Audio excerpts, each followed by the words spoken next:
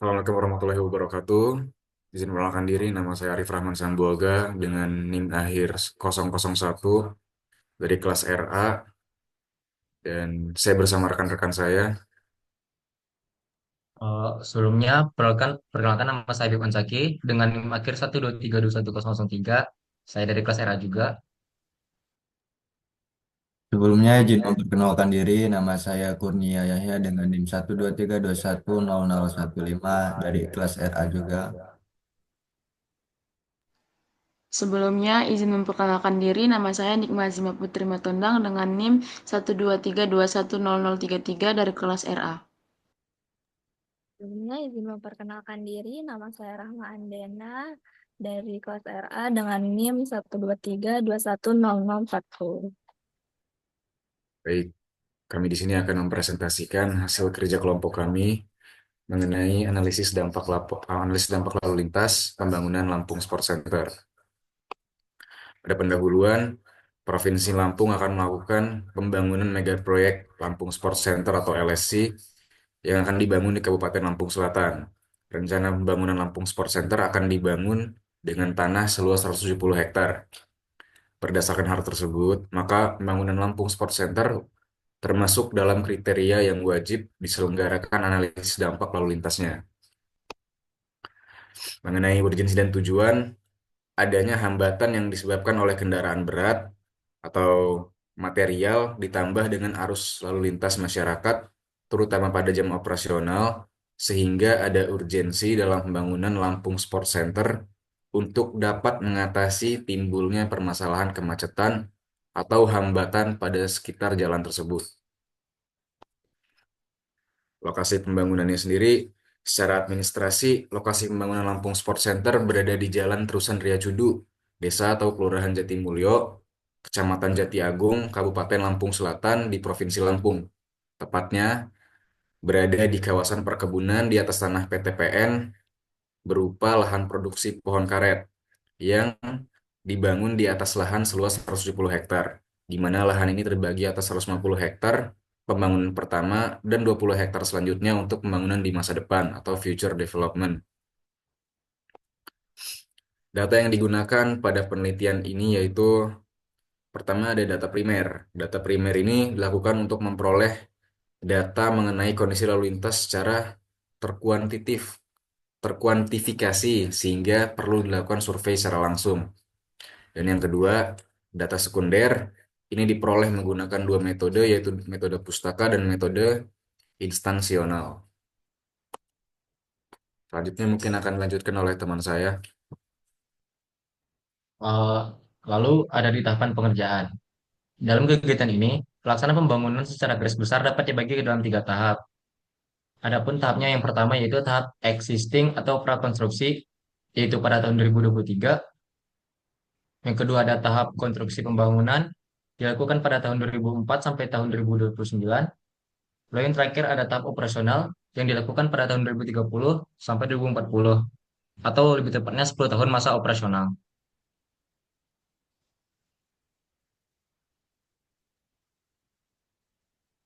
Adapun analisis dari perencanaan tersebut yang pertama adalah analisis kondisi lalu lintas dan angkutan jalan, analisis kinerja lalu lintas, analisis bangkitan dan tarikan perjalanan, dan analisis pemilihan moda.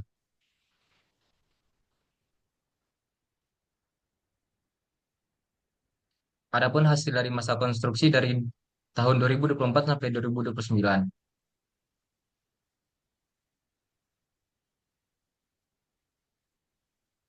Yang pertama, kinerja lalu lintas ruas jalan lokasi rencana pembangunan Lampung Sport Center, masa konstruksi tanpa pembangunan tahun 2024 sampai 2029.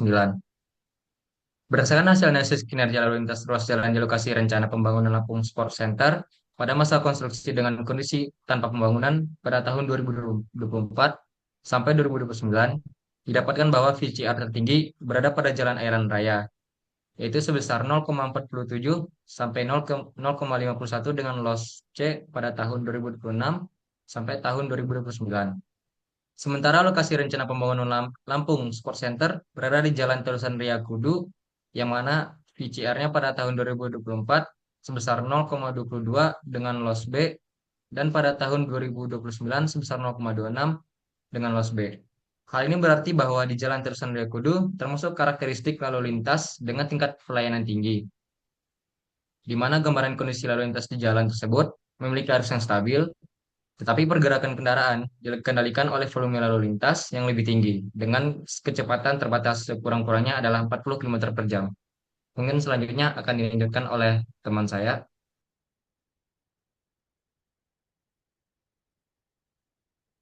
Selanjutnya yaitu kinerja lalu lintas ruas jalan lokasi rencana pembangunan Lampung Sport Center masa konstruksi dengan pembangunan tahun 2024 sampai 2029.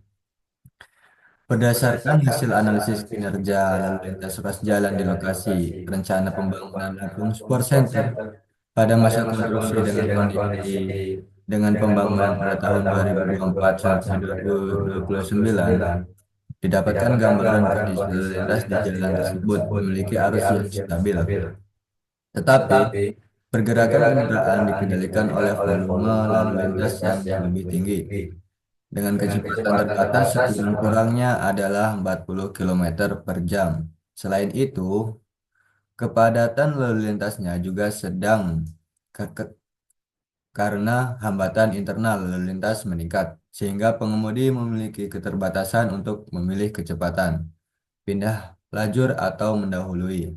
Selanjutnya akan dibacakan oleh teman saya.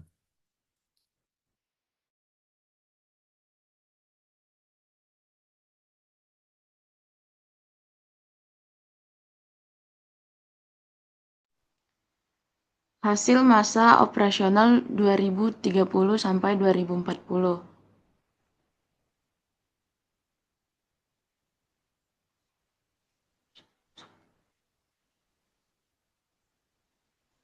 Berdasarkan hasil analisis kinerja lalu lintas ruas jalan di lokasi rencana pembangunan Lampung Sport Center pada masa operasional dengan kondisi tanpa pembangunan pada tahun 2030 sampai 2040, didapatkan bahwa VCR tertinggi berada pada Jalan Airan Raya yaitu sebesar 0,45 sampai 0,61 dengan losi tinggi.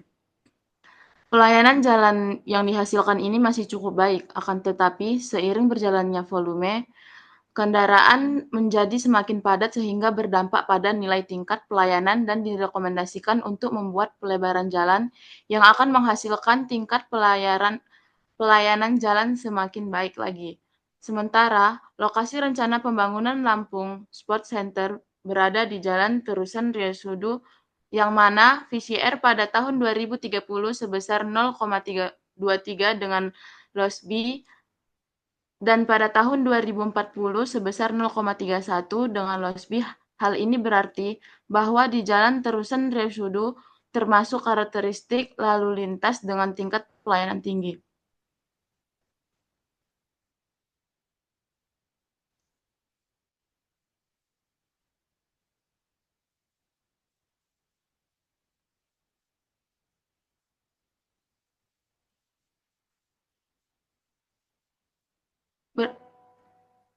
Berdasarkan hasil analisis kinerja lalu lintas ruas jalan di lokasi rencana pembangunan Lampung Sport Center pada masa operasional dengan kondisi pembangunan pada tahun 2030 sampai 2040, didapatkan bahwa VCR tertinggi berada pada Jalan Airan yaitu sebesar 0,54 sampai 0,69 dengan losi tingkat.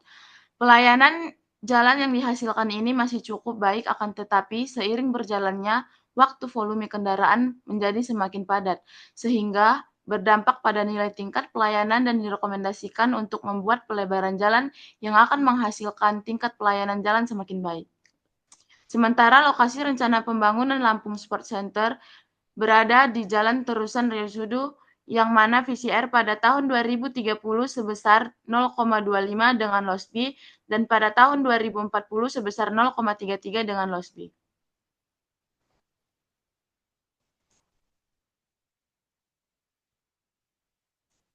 Hasil moda transportasi.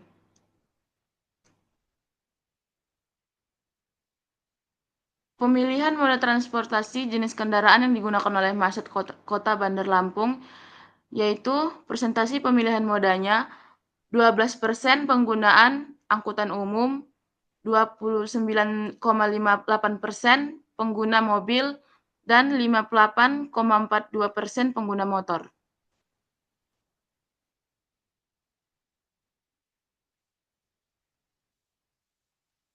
Dan selanjutnya di masa konstruksi ini, tahun 2024 sampai 2029 ini adanya bangkitan perjalanan akibat pembangunan sekitar 3% per tahun selama tahap konstruksi.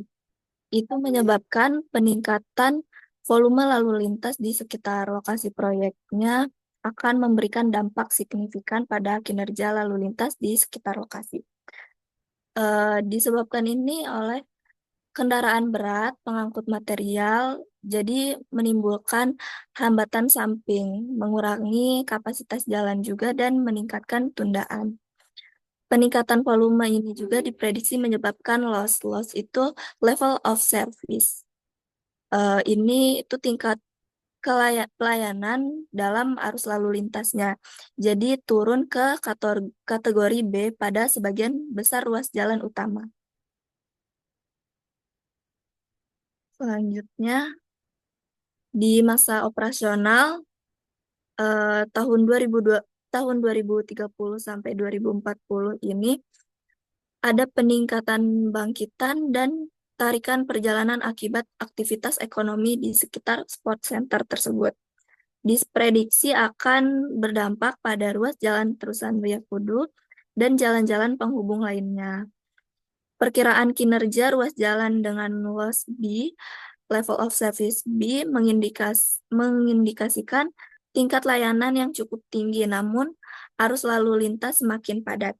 Kepadatan ini juga menyebabkan keterbatasan dalam manuver pengemudi, sehingga perlu adanya manajemen rekayasa lalu lintas pada lalu lintas tersebut. Selanjutnya, ada penanganan selama konstruksi tahun 2024 sampai 2029. Ini yang pertama, pintu masuk kendaraan proyek selebar 12 meter akan disiapkan untuk mencegah antrian panjang. Yang kedua, perlu adanya pembersihan ban kendaraan proyek sebelum keluar lokasi untuk mengurangi dampak polusi.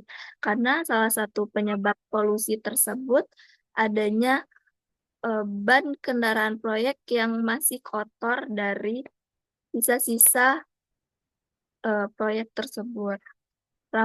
Kemudian ada rambu peringatan untuk kendaraan proyek yang akan dipasang.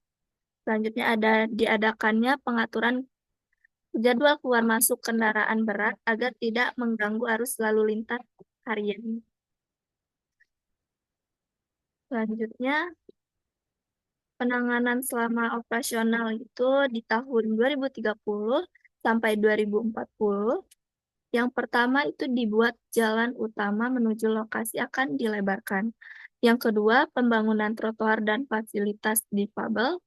Yang ketiga, adanya pembangunan gedung parkir dengan kapasitas yang disesuaikan untuk mengakomodasi jumlah kendaraan pengunjung. Yang keempat, adanya peningkatan penyediaan angkutan umum. Mungkin cukup sekian presentasi kami. Mohon maaf bila ada kekurangan dan kesalahannya. Dan jika ada pertanyaan, boleh ditulis di kolom komentar.